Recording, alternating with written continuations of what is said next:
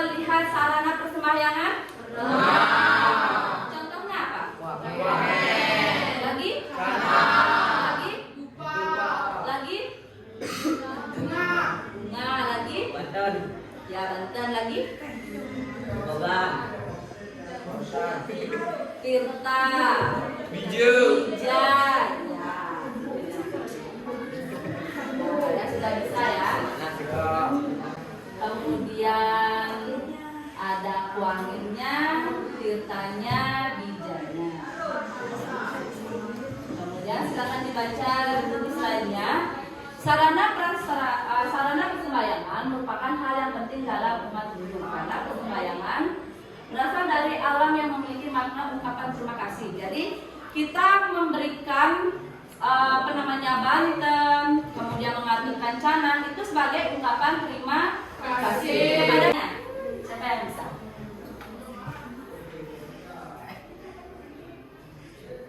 Ya?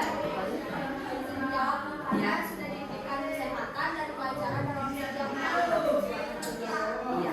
Sebagai ungkapan terima kasih karena kita diberikan kesehatan, kemudian dilancarkan rezekinya, kemudian kita dikasih tubuh yang sempurna, seperti itu ya, sebagai ungkapan terima kasih. Tepuk tangan untuk Kauri. Sarana yang wajib itu harus ada dupa, harus ada bunga, harus ada ja, harus ada daun atau topiknya. Kenapa harus ada dupa? Itu sebagai melambangkan dewa Agni atau sebagai saksi. Ya, dupa itu sebagai alam semesta menyala dan asapnya itu akan dibawa ke atas, itu sebagai lambang penuntun umat ini. Kemudian bijak itu sebagai simbol benih suci anugerah Tuhan dalam wujud Ardhanaraswari atau Purusa Perdana, atau juga disebut sebagai lambang kehidupan. Purusa Perdana itu kan unsur perempuan atau unsur perempuan dan unsur laki-laki. Itu artinya bijak itu sebagai sumber atau lambang kehidupan. Kemudian bunga yaitu sebagai simbol kedamaian dan ketulusan hati. Emas itu ada toyang sebagai air, toyang itu adalah air sebagai pembersih, dan daun sebagai simbol filosofinya itu adalah keheningan dan kesucian. Ibu sedikit saja kasih materi, kita akan langsung berkarya. Emas itu ada toyang sebagai air, toyang itu adalah air sebagai pembersih, dan daun sebagai simbol filosofinya itu adalah keheningan dan kesucian. Ibu sedikit saja kasih materi, kita akan langsung berkarya. Kita buatkan wangian ya. Kan kemarin sudah dibentuk kelompoknya ya? Sudah. Ya, silakan kalian buat wangian.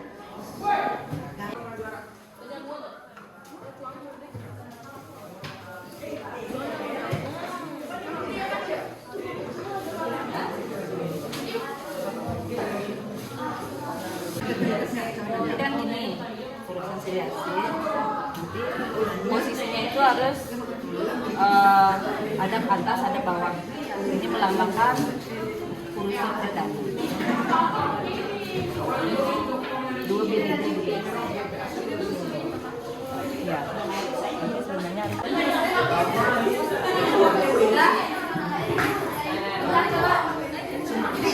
ini kecil.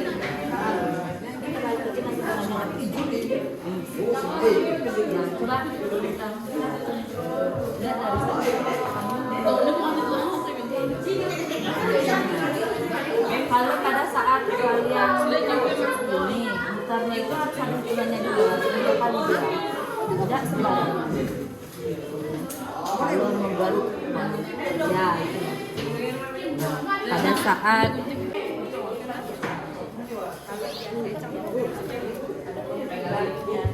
suami.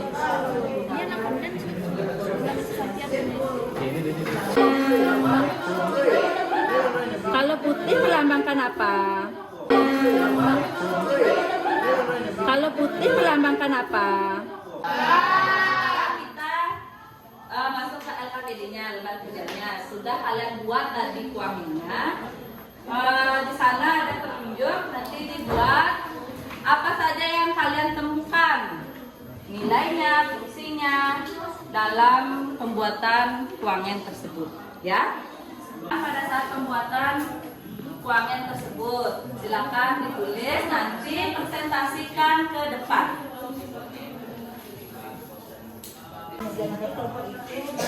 Nilainya. Kamu sudah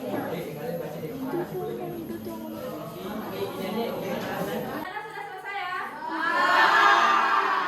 Ya, silakan presentasikan dimulai dari kelompok 1. Silakan. Di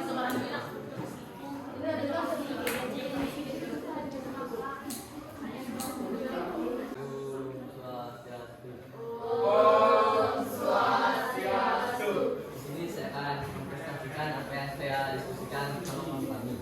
Menurut diskusi kelompok 1, kami menekankan fungsi kongen.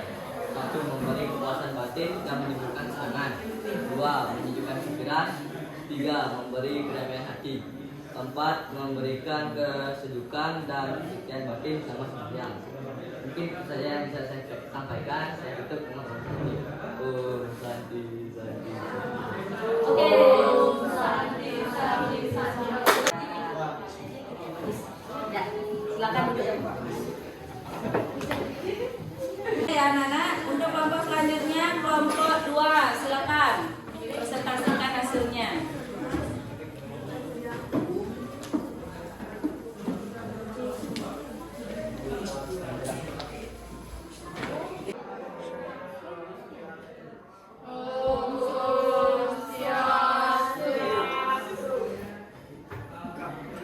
Kami dari kelompok 2 akan mempresentasikan hasil diskusi dari kelompok kami, yaitu tentang pembuatan kuangan.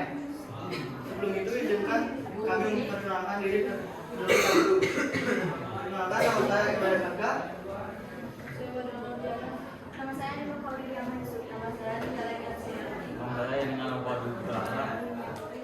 Untuk melanjutkan presentasi, waktu dan tempat saya persilakan kepada Kauri.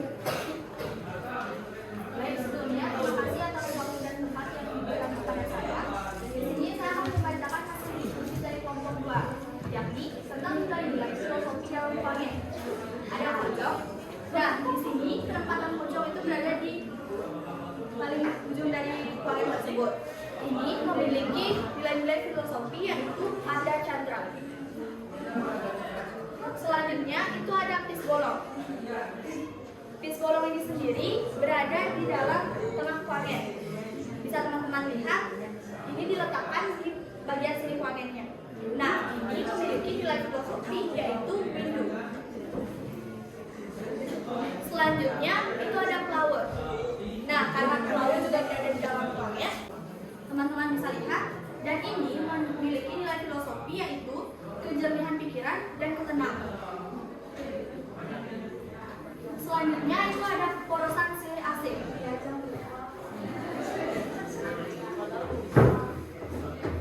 Porosan silih asing ini penempatannya harus berada di atas dan di bawah. Nah, ini juga berada di dalam kuangan. Ini melambangkan ibu sekadana dan kedekatan diri dengan sang dewa. Selanjutnya itu ada sampian. Inilah contoh sampian dari kuangan yang kami buat. Dan ini memiliki nilai filosofi yaitu ketulusan hati. Selanjutnya yang terakhir itu ada bunga. Selain memperindah dari kuangan, ini juga memiliki nilai filosofi. Dan ini memiliki nilai filosofi yaitu rasa kasih sayang dan rasa bakti terhadap Tuhan. Dari sekian bahan-bahan ini pun digabungkan menjadi kuangan, yaitu catur purusa arta. Ini merupakan contoh perilaku dharma. Di samping ini, itu juga kuangan sebagai mata pencaharian dari beberapa masyarakat kita, sehingga hal ini tercerminkan dengan contoh perilaku arta dalam ajaran catur purusa arta. Baik teman-teman, sekian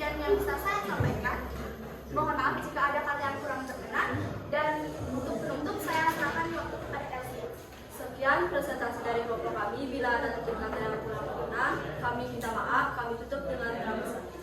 Om Sakti Sakti Sakti.